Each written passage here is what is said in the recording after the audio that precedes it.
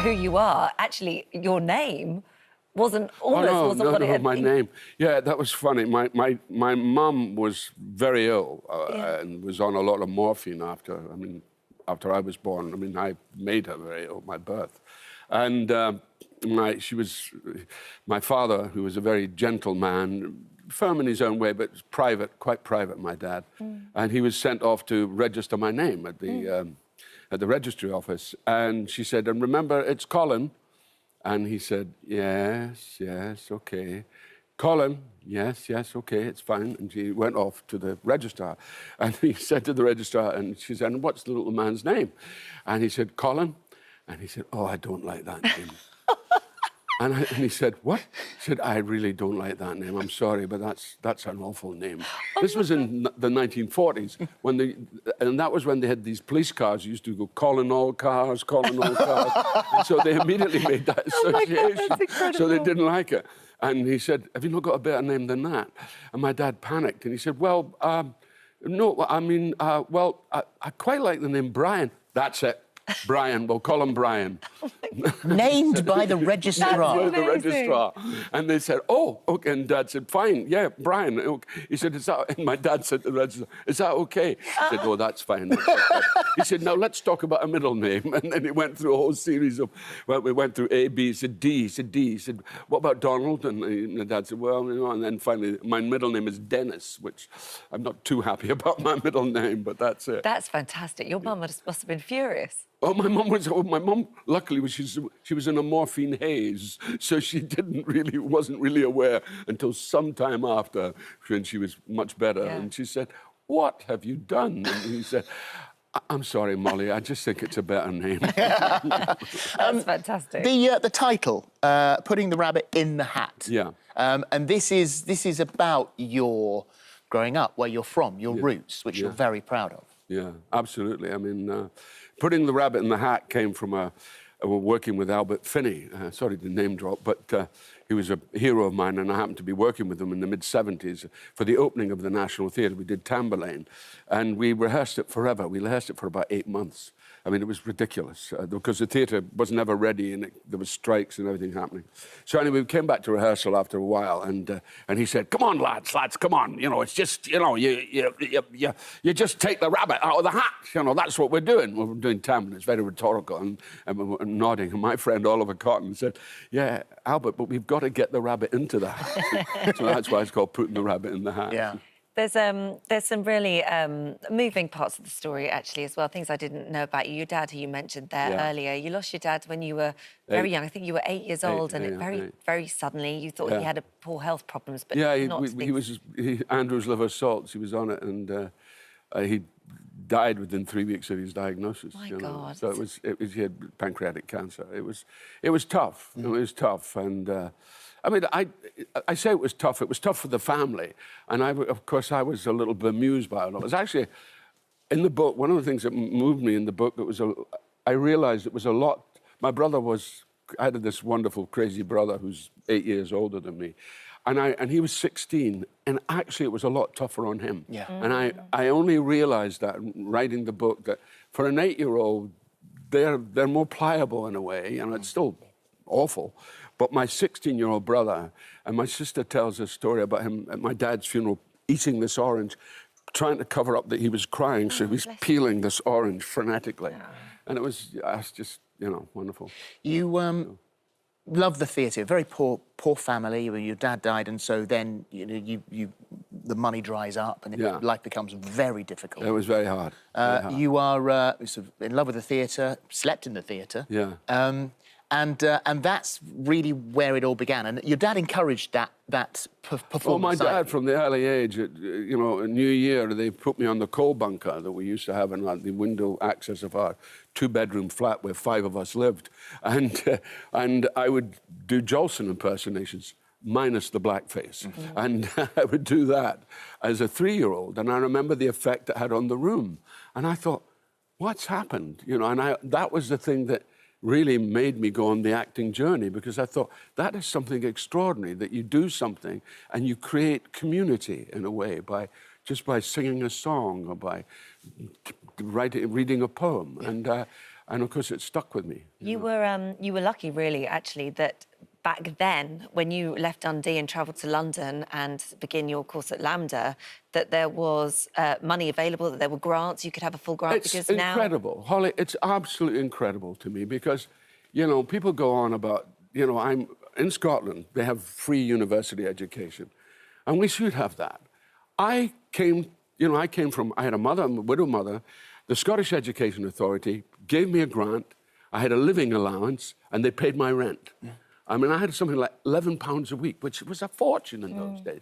And we were a lot poorer then than we are now, but also the 60s was the most astonishing time because it was just a time of real social mobility, when anything was possible, when you could be whoever you wanted to be.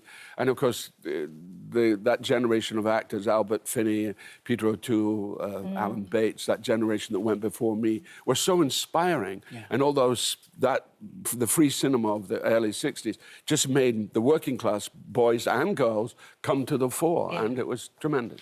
In light of recent events and what's just happened with your friend Alec Baldwin, I mean, you did when you were a stage manager, you had a moment yourself. Oh yeah, oh God, yes, I forgot. It's in the book. Yeah, that was terrible. Yeah, it was. Yeah. Well, yes, I forgot that. Yeah, I was showed by somebody how to hand somebody a gun, that you handed somebody a gun. You never handed it that way, but you always held the rod end, and you handed the pistol open, and then you closed it. And he handed it to me, and I went, closed it. Oh yes, closed it, yes. And I fired. I fired the gun by accident, and it burnt the end of his nose. Oh my gosh. I mean, it was horrific, but it was also kind of classical as well. Of course, and thankfully, as you say, you burnt and it was okay, and it was a minor blank. But in this situation, I can't imagine. I mean, for the young woman who had the most promising career, and apparently she was a rather brilliant cinematographer, it is truly, truly tragic.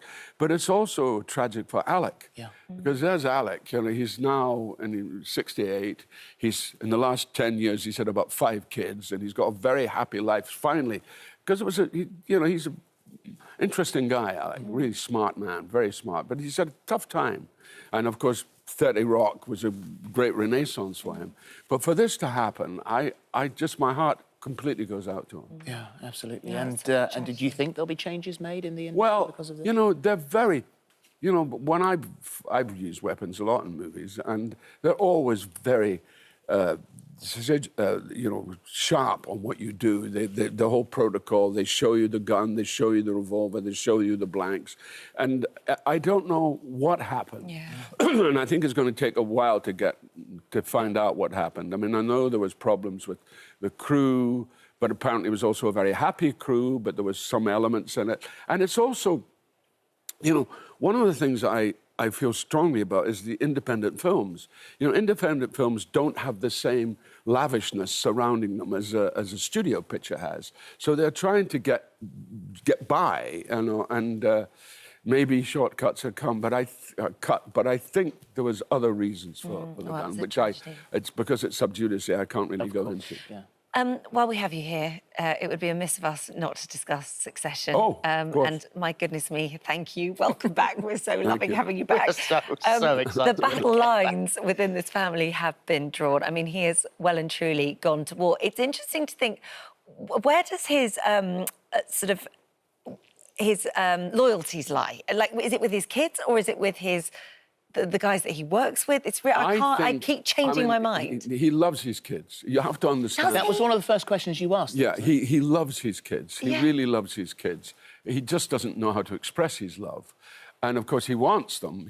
All he wants, Logan, I mean, he's very misunderstood. Somebody showed Boar on the floor the other day, and I went, oh, that's not very nice. But all he wants is a successor for his business. Yeah. But he also, his other family, which is not so much noted, is the people who he's worked with over 30 years. Yes. Jerry and Frank and Carl, and people who he's fired and rehired. It's a kind of thing that goes on with them. And they know him. They know who he is. And so there's an element of trust between them all. So, in a sense, that's the one thing. But the kids are just disappointing. You know, he tries to make, he's hoping that one of them would... And then the irony is he kind of talks to one of them about, you're not a killer. And, of course, it's the wrong thing to say because in the next half hour, the son is trying to kill him, trying to rub him out. I mean, professionally. You know. Well, there's that moment that was at the end of season 2, that enigmatic the Mona Lisa smile. The Mona Lisa smile.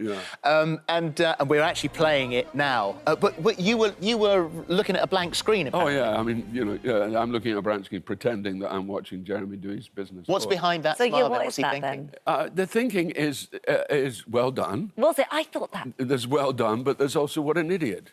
You know, I mean, we just talked about being a killer, and he goes out and kills me. Yeah. You know, and I've just said that, and I haven't said I think you should be a killer. I've just said you're not a killer, and of course that's like red rag to a bull in certain ways, and that's the genius of the writing. I mean, we have the most astonishing writing team ever. Really. On the subject of writing, I said right at the very beginning of this chat that you were incredibly honest in this book, and you were also saying in the commercial break preceding this interview that you're going to write an addendum because Johnny Depp, overblown and so overrated. Quentin Tarantino, all surface, no substance. I walked out of Pulp Fiction. Steven Seagal, he suffers from the Trump syndrome of thinking himself more capable and talented than he actually is. Michael Caine, being an institution, will always beat having range. Yeah, but Michael Caine, I mean, I really have such respect for Michael Caine. I do not disrespect him. And what I love about Michael Caine is he's always... I mean, he's given great performances. Alfie, I mean, really, you know, the man who would be king. But he's always kept... There's always that working class thing. And I actually love that about him. He's a man who's always honoured his working class roots and the Micklewhite family, you know, because his real name is Maurice Micklewhite. Yeah. And I really respect that. I have enormous respect for Michael Caine. You know, I may quarrel with certain things he's done, but, you know, if you've done The Man Who Would Be King and Alfie, it's not a bad, you know, it's not a bad trial. So in a way, I'm going to write an addendum because I was a little bit glib, I think, and, you know, to err is human, to forgive divine, so please forgive me. But, you know, I just felt that I wanted to get that clear because... And everybody changes. People, you know, people are not the same. They shift and move around, you know. I think I call one person... I don't know if I can say it. I call him an a-hole. Maybe not. An a-hole. Yeah, I call him that. And I realised that, well, that was 30 years ago. And in the addendum, I want to say, well, that's not maybe the case now. He may have changed. Everybody is capable of change, and that's something that I want to, when we do the American publications in January. So I want to kind of rebalance that, you know. Well, it's an amazing book. I mean, it's a fantastic career. You're a fabulous actor. Thank you. It's always lovely having you on here. And it's lovely to talk to you both. Great to Thank see you so much.